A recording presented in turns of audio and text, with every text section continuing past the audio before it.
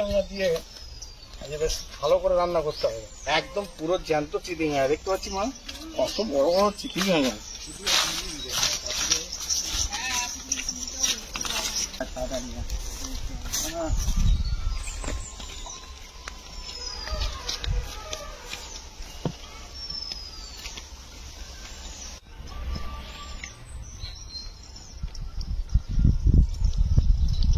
নমস্কার বন্ধুরা, আজকের বাড়িতে মা নেই, তো বাবা বাজার থেকে চিটি কাঁকড়া এনেছে।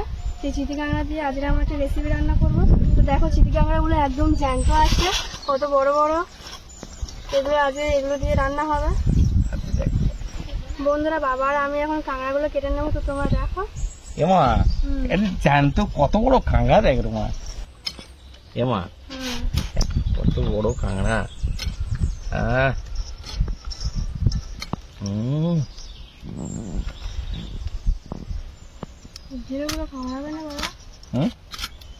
না রে মা, ঘি দেখ মা রে, ঘি দেখ কত ঘি একটা কাঁকড়া।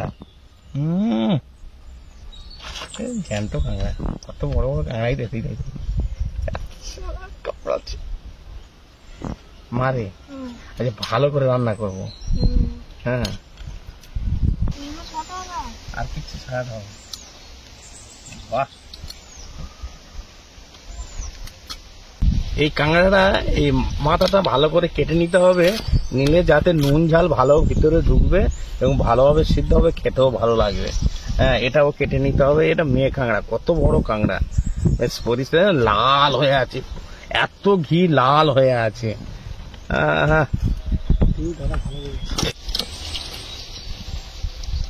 মা কাঁকড়া পালাচ্ছে, ধরো। জ্যান্ত কাঁকড়া, সব কাঁকড়া জ্যান্ত, বুঝলি মা, একটা কাঁকড়া মোড়া নেই, সব জ্যান্ত। একদিন নদী কাঁকড়া ধরতে যাইছো মা? হ্যাঁ একদম সব বড় বড় কাঁকড়া, ছোট ছোট কাঁকড়া গুলো ছেড়ে দেবো, দিয়ে বড় বড় কাঁকড়া নিয়ে আসবো।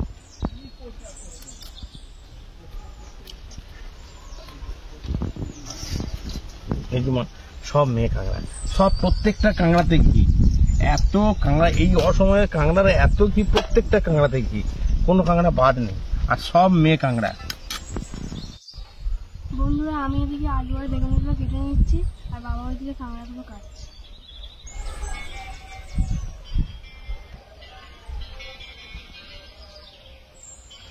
বন্ধুরা আমার এই কাঁকড়া কাটা শেষ হয়ে গেছে। এই কাঁকড়াগুলো এইভাবে কেটেছি, আর প্রত্যেকটা কাঁকড়া ঘি দেখা যাচ্ছে, প্রত্যেকটা কাঁকড়া। আর আমাদের এইভাবে মানে প্রত্যেকে কিছু কিছু লোক খোলা ছাড়িয়ে দেয়, কিন্তু আমরা খোলা ছাড়াচ্ছি না। এই যে ঘিগুলো আছে, ঘিগুলো সব থেকে যাবে, যার ফলে আমরা এই খোলাগুলো ছাড়াইনি। আর এই কাঁকড়ার কত প্রায় হাফ জিনিস বার হয়ে যাচ্ছে। তা আমি এবার কাঁকড়াগুলো পরিষ্কার করে নিয়ে নেবো, কাঁকড়াগুলো পরিষ্কার করে নেবো। আমার প্রায় কাটা হয়ে গেছে, আমার কাঁকড়া পরিষ্কার করা হয়ে গেছে, আর আমার সবজি কাটা রেডি হয়ে গেছে। এদিকে কড়া গরম হয়ে গেছে, এবার আমি তেলটা ঢালবো।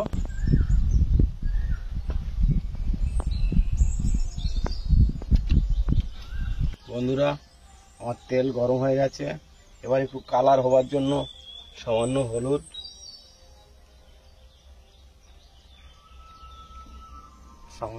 দেওয়া হলো, এবং সামান্য লবণ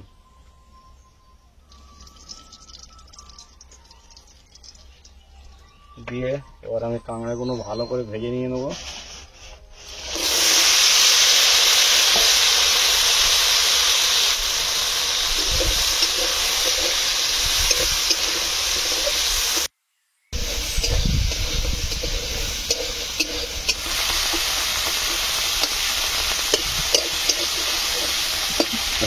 বন্ধুরা আমার এই কাঁকড়া হয়ে গেছে, লালি ভাব হয়ে এসে গেছে, পরিষ্কার ভাজা হয়েছে, খুব সুন্দর ভাজা হয়েছে।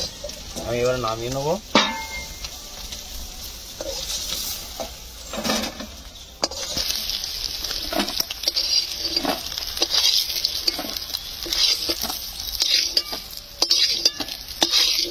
বন্ধুরা আমার তেল রেডি হয়ে গেছে, এবার আমি পেঁয়াজটা প্রথম দিয়ে দেবো।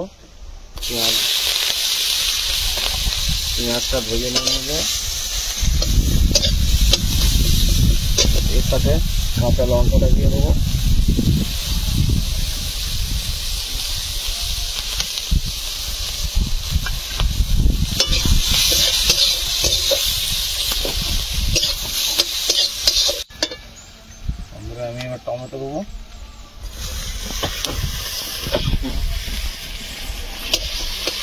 দিয়ে ভালো করে পরিষ্কার করে একদম মশলাটা রেডি করে নেওয়া হবে।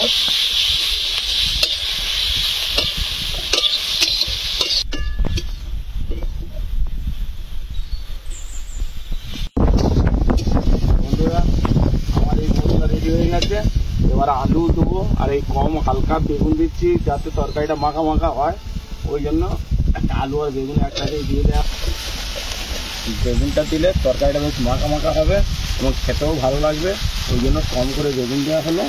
দিয়ে এবারে আমি ভালো করে কষে নেব।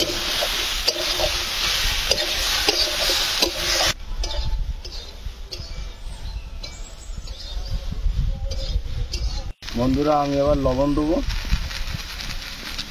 লবণ দিয়ে দিই।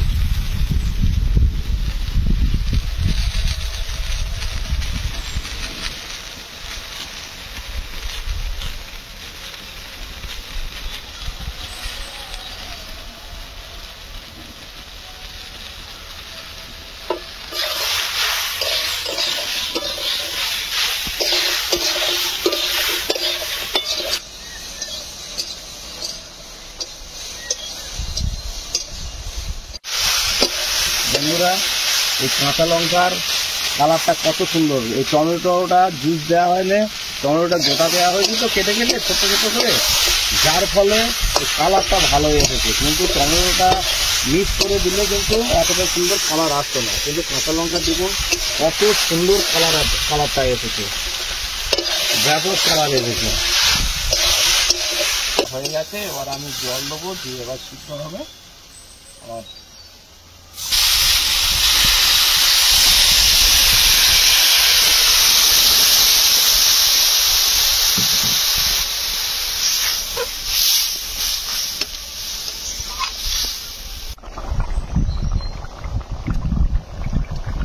বন্ধুরা আমার তরকারি ফুটে উঠেছে, এবার আমি এই কাঁকড়া দিয়ে দেবো, দিয়ে ঢাকা দিয়ে দিলে আমার মোটামুটি তরকারি রেডি হয়ে যাবে। ভালো করে একটু নেড়ে দিই।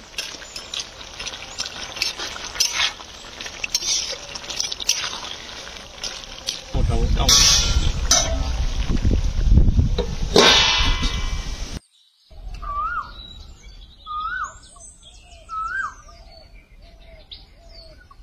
বন্ধুরা আমার তরকারি প্রায় রেডির মতো, দেখি কতদূর কি হলো। এই তো তরকারি একদম মাখা মাখা হয়ে গেছে। হ্যাঁ এই তো তরকারি একদম মাখা মাখা হয়ে গেছে, আর এই ঠিক হয়ে গেছে, আর দিতে হবে না, আর জাল দেবো না, মোটামুটি মাখা মাখা হয়ে গেছে, তরকারি রেডি হয়ে গেছে। এবার আমি নামিয়ে নেবো।